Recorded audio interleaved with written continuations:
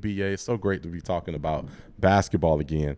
Let's talk about two awards. We have our Coach of the Year and our MVP. Again, we know it's super early. We're taking into account the start of the season and how we think the rest of the season is going to go. Who do you think is going to be Coach of the Year, my man?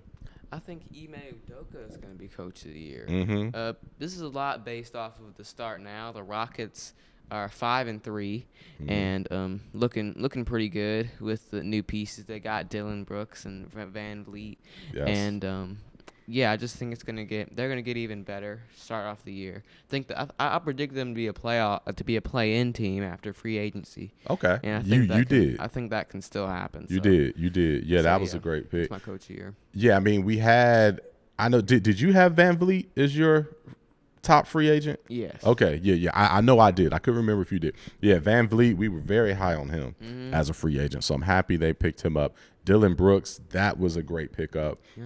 Udoka is pushing all the right buttons. Of course, we know he's a defensive-minded coach. So, yeah, I'd have to say Udoka as well with their start. If they can continue, which I think they will be, they're an athletic team. They're going to bring the defense every night. We know teams don't play as hard throughout the entire regular season, but they will. So I think that alone will allow them to have a good season, and I think that will cause Udoka to be Coach of the Year. So I agree with you on that. The other award, MVP, based off the start of the season and based off of how you think the rest of the season is going to go, who's your MVP? Well, my MVP is Steph Curry. Steph Curry, for real? He's averaging like 30. He's averaging 36 and 4, I believe. Somewhere in that range.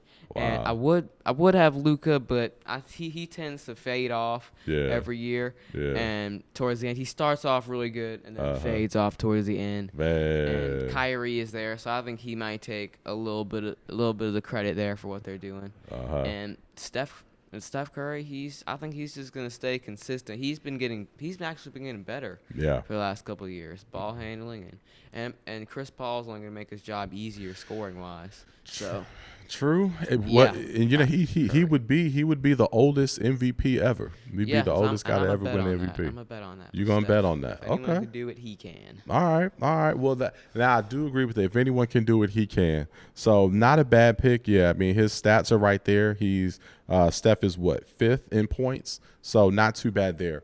I'm gonna go with Luka. I'm gonna go with Luka the Don. He's leading the league in points, almost 33, 32.9, 8.9 boards and 8.4 assists.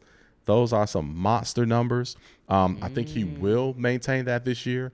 They have a much more balanced team.